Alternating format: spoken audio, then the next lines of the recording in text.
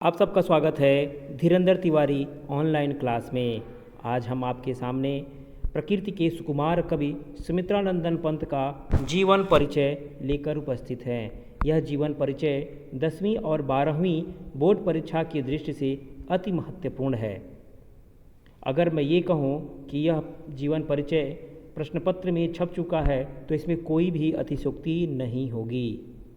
आप वीडियो को अंत तक जरूर देखिए, एक लाइक करिए, चैनल को सब्सक्राइब नहीं किया है तो सब्सक्राइब करिए और अपना महत्वपूर्ण सुझाव इसमें ज़रूर दीजिए। और हाँ, किसी ज़रूरतमंद को यह वीडियो ज़रूर शेयर करिए। आइए शुरू करते हैं सुमित्रानंदन पंत का जीवन परिचय। प्रकृति के सुकुमार कवि सुमित्रानंदन पंत का जन्म 20 मई 1900 ईस्वी को प्रकृति के सुरम्य क्रीड़ा स्थली कुरुमांचल प्रदेश के अंतर्गत अल्मोड़ा जिले के कौसानी नामक ग्राम में हुआ।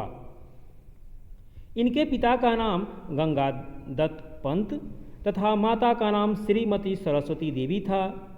ये अपने माता पिता की सबसे छोटी संतान थे। पंत जी की प्रारंभिक शिक्षा गांव की ही पाठशाला में हुई। इसके पश्चात ये अल्मोड़ा गवर्नमेंट हाई स्कूल में प्रविष्ट हुए। तत्पश्चात काशी के जय नारायण हाई स्कूल से इन्होंने स्कूल लिविंग की परीक्षा उत्तीर्ण की।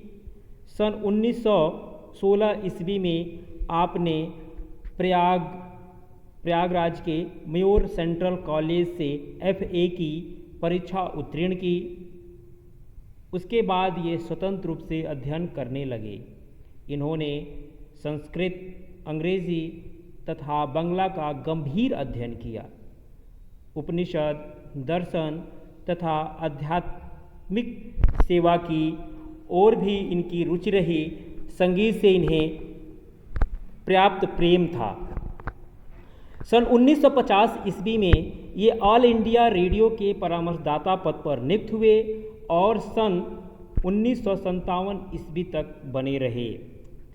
इन्हें काला और बूढ़ा चाँद नामक काव्य ग्रंथ पर साहित्य अकादमी पुरस्कार, लोकायतन पर सोवियत भूमि पुरस्कार और चिदम्बरा पर भारतीय ज्ञानपीठ पुरस्कार मिला। भारत सरकार ने पंत जी को पद्म भूषण की उपाधि से विभूषित किया। पंत जी 28 दिसंबर 1977 ईस्वी में हम सबको छोड़कर परलोक सिधार गए। आइए देखते हैं अब सुमित्रानंदन पंत की साहित्यिक सेवाएं। पंत जी गंभीर विचारक, उत्कृष्ट कवि, मानवता के प्रति आस्थावान, एक ऐसे सहज कुशल शिल्पी थे। इन्होंने सौंदर्य को व्यापक अर्थ में ग्रहण किया, इसीलिए इन्हें सौंदर्य का कवि भी कहा जाता है। आइए अब देखते हैं पंत जी की प्रमुख रचनाएं। पंत जी ने अनेक काव्य ग्रंथ लिखे। कविताओं के अतिरिक्त इन्होंने कहानियाँ, उपन्यास और नाटक भी लिखे हैं, किंतु कवि के रूप में ये अधिक प्रसिद्ध हुए। पंत जी के कवि रूप के विकास की 3 चरण हैं, 3 सोपान हैं। पंत जी की अगर कविता की विकास यात्रा देखें तो 3 चरण में हम विभाजित कर सकते हैं। पहला है छायावाद और मानवतावाद, दूसरा है प्रगतिवाद या मार्क्सवाद, तीसरा है नवचेतनावाद। पहला देखते हैं पंत जी के विकास के प्रथम सोपान, जिसे छायावादी प्रवृत्तियां प्रमुख थीं कि उनकी रचनाएं क्या किया थीं। पहली जो छायावाद से प्रेरित जो उनकी रचनाएं थीं तो वीणा, ग्रंथि, पल्लव, गुंजन।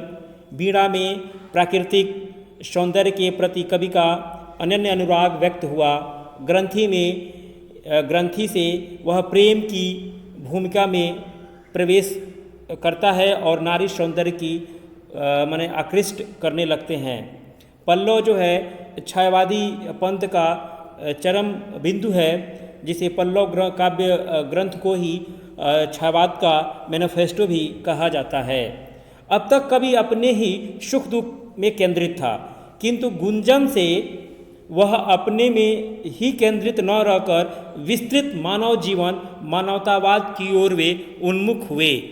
ये जो प्रमुख आपके स्क्रीन पे दिख रहा है, वीणा, ग्रंथि, पल्लव और गुंजन, इन काव्य ग्रंथों के बारे में बताया गया है कि इसमें पंत जी ने किस किस तरह से काव्य रचना की।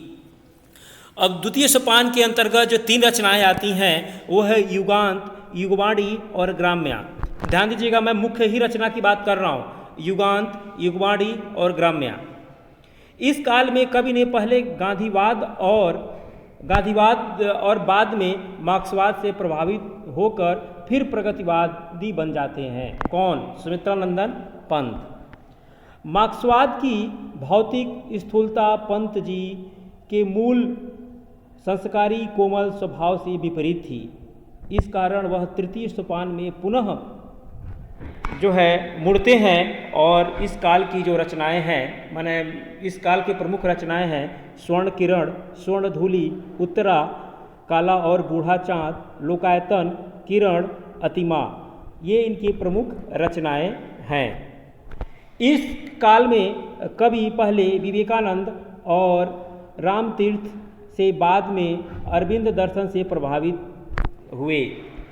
सन 1955 ईस्वी के बाद पंत जी की कुछ रचनाएं कौवे, मेढक आदि पर प्रयोगवादी कविता का प्रभाव है, पर कवि का यह रूप भी सहज न होने से वह इसे भी छोड़ कर अपनी प्राकृतिक स्वाभाविक स्थिति में दोबारा वे लौट जाते हैं, अपने वास्तविक स्थिति में ये सब लौट जाते हैं पंत जी। अब देख लेते हैं इनकी साहित्य में क्या इनका स्थान है। तो पंत जी निर्विवाद रूप से एक सजग प्रतिभाशाली कलाकार थे। इनकी काव्य साधना सतत विकासोन्मुख रही। ये अपने काव्य के बाह्य और आंतरिक दोनों को संवारने में सदैव तटस्थ रहे। प्रकृति के सर्वाधिक सशक्त चितेरे के रूप में आधुनिक हिंदी काव्य में ये सर्वव्यापी रहे। पंत जी निश्चय ही हिंदी कविता के श्रृंगार हैं, जिन्हें पाकर माँ भारती कृतार्थ हुई। इस तरीके से हम लोगों ने सुमित्रानंदन पंत का जीवन परिचय, साहित्यिक परिचय